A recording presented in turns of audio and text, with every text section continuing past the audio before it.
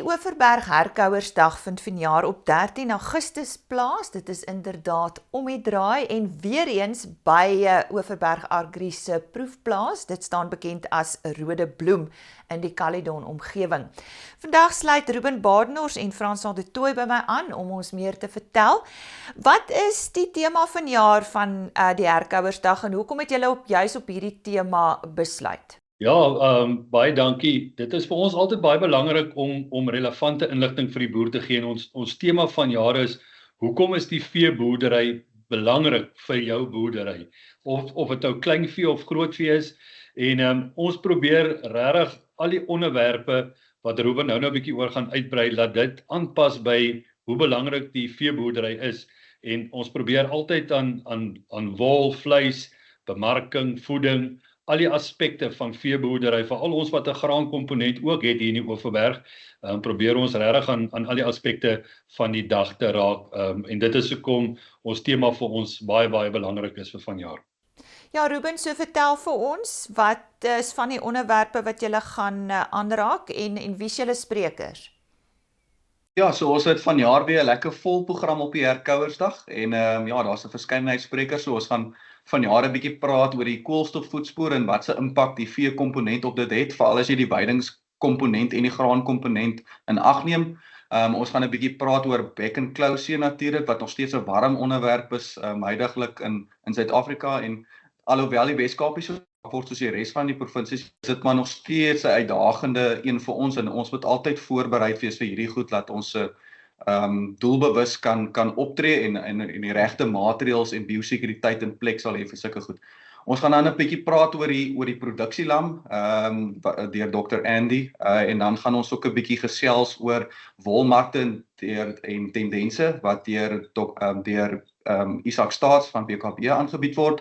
Ons gaan 'n bietjie praat oor data wat versamel word hier in ons area, oor die stelsels wat mens daar in plek kan sit, onder andere DSS, wat 'n baie lekker stelsel is om data te versamel, en hoe daai data vir ons dit moontlik maak om meer doelgerigte en goeie besluite te kan neem.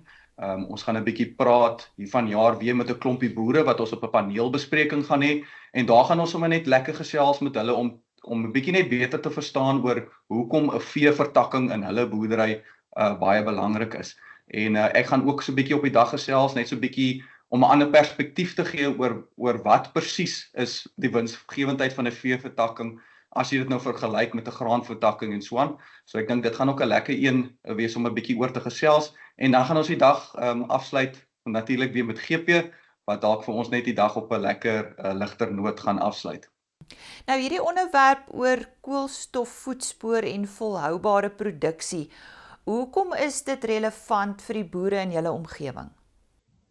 Dit is baie relevant, en ek dink die koolstofvoetspoor is ook 'n term wat ons deesdae al hoe meer van hoor en al hoe meer gebruik. Dis iets wat baie belangrik is, en dit gaan ons natuurlik gepaard met die volhoubaarheid van enige boerderysisteem. So dit is baie belangrik, en ek dink Prof Swanepoel gaan dit vir ons op hierdie dag mooi uitlig oor wat se effek 'n weidingskomponent, 'n veekomponent saam met 'n graanstelsel het, om 'n volhoubare boerderystelsel te verseker. Hoe kan mens jou koolstowwe opbou? Waartoe moet ons beweeg? Wat is die area se koolstofvlakke? Waar kan ons verbeter? En ek dink hierdie is vir ons baie relevant, want ons moet dink aan die toekoms om boerdery te kan verseker vir die nageslag. So ek dink dit gaan ook 'n baie lekker interessante onderwerp wees. So ek wil nie te veel nou al van dit uitbrei nie. Ons sal op die dag bietjie meer luister na hom.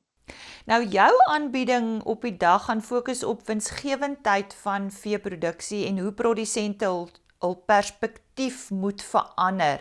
Hoekom het jy gevoel dis nodig? Die laaste tyd in ons distrik tel ons baie op dat daar is 'n baie groot vraag rondom die winsgewendheid van sekere vertakkings. As jy gaan kyk na 'n skaap-beesvertakking, en dan hoe vergelyk dit met iets soos byvoorbeeld 'n koringvertakking of 'n canola vertakking en so aan. En ek dink daai som en daai vraag is 'n baie grys area. Ek dink is 'n baie moeilike vraag om te beantwoord. So my praatjie gaan meestal handel oor hoe is 'n ander manier om te kyk na die winsgewendheid van 'n veevertakking. Wat is die ander goed wat jy moet ag neem? Is dit net swart of wit, of is daar sekere goed wat jy kan doen op jou plaas om daai stelsel, die hele pakkie, nie net om te kyk na 'n spesifieke vertakking nie, maar hoe kan mens dit analiseer as 'n geheel en dan kyk hoe kan mens dit verbeter, en daar gaan ek 'n voorbeeld van Rodebloem gebruik wat François toegepas het, waar ons baie goeie resultate vanaf gekry het oor iets spesifiek wat hy gedoen het op die plaas wat gehelp het om sy stelsel te verbeter, en hy het nie net gaan kyk oor hoe kan hy 'n spesifieke vertakking kan verbeter nie, hy het gekyk na die plaas as geheel en hoe pas hierdie twee in mekaar en hoe kan mens die hele geheel plaas van Rodebloem dan nou verbeter. François, ja, watse praktiese demonstrasies gaan daar wees vanjaar? Ja, dis vir ons altyd lekker om 'n bietjie te spog met ons mooi kraal wat ons het hierso. So in samewerking weer met Lifetrack vanjaar gaan hulle vir ons skaapsny stert masjien demonstrasie hê en dan gaan daar weer weegtoerusting wees.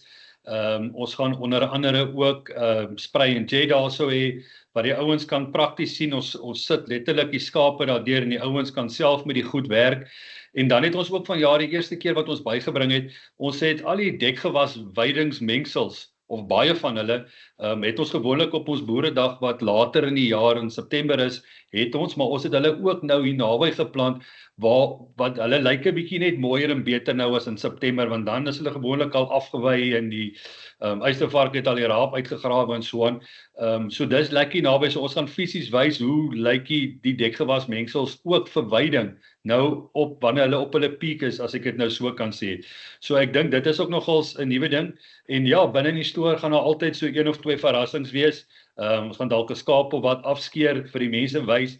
Waarna moet hulle kyk in 'n skeerhok? Hoe moet 'n skaap geskeer raak? Dis mos nou eenvoudig, jy druk dalk nie die kam deur, maar daar's baie fynere details wat op die ou ende van die dag 'n groot verskil op jou wolcheck kan maak as jy net met 'n fyn oog 'n bietjie dophou in die skeerhok wat daar gebeur, die moets en die moenies en wat dan op die ou ende van die dag vir jou wol 'n ekstra premie kan sorg vir. Nou goed, as produsente die dag wil bywoon, hoe nou gemaak? Ja, hulle kan ons webblad dophou, Overberg Agri se webblad, hulle kan op Facebook Overberg Agri dophou, die herkouersdag en die program is daarso. Hulle kan vir Ruben Barenhorst kontak op sy e-posadres ruben.b@overbergagri.co.za. Hulle kan vir my die plaasbestuurder kontak, François dt@overbergagri.co.za. En ja, hulle kan ons bel, die plaas is oop en kom maak 'n draai en dit sal vir ons regtig baie lekker wees as ons 'n klomp voete kan hê. Ons is die vorige 4 jaar baie suksesvolle bywoning gehad en vanjaar is ons 5de jaar. Ons is baie opgewonde, so ja, ons mik altyd vir 'n bietjie hoor. Ja, ons is bly ons is julle vennote ook en baie sterkte met hierdie dag. Dit is die Overberg Agri Herkouersdag wat weer vanjaar plaasvind. Die datum is 13 Augustus en soos altyd daar op hulle proefplaas Rodebloem in die Caledon omgewing en ja, besoek gerus Overberg Agri se webtuiste vir meer inligting. Onthou die datum 13 Augustus.